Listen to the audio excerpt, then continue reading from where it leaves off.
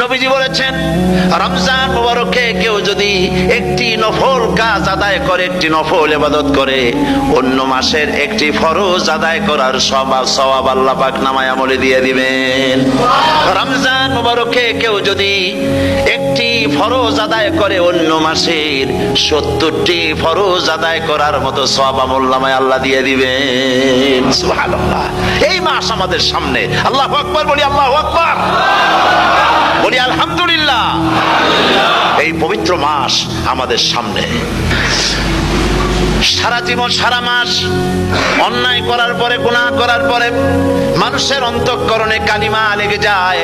আল্লাহ রাব্বুল আলামিন রমজান মুবারকের একটা ব্যবস্থা করেছেন, ইঞ্জিন ওভারহোলিং এর মতো, ইঞ্জিন ডাউন দেওয়ার মতো। আপনার কলবকে, আপনার আত্মাকে, আপনার বিবেককে, আমার বিবেককে পরিষ্কার করার জন্য রমজান মাস করে দিয়েছেন। রমজান মুবারকের একটি মাসের কোর্স যদি কমপ্লিট করা যায়, তাকওয়া দিয়ে যদি ভরে দেওয়া যায়, তাহলে বাকি 11 মাস আরামসে চলবে, কোনো অসুবিধা হবে না।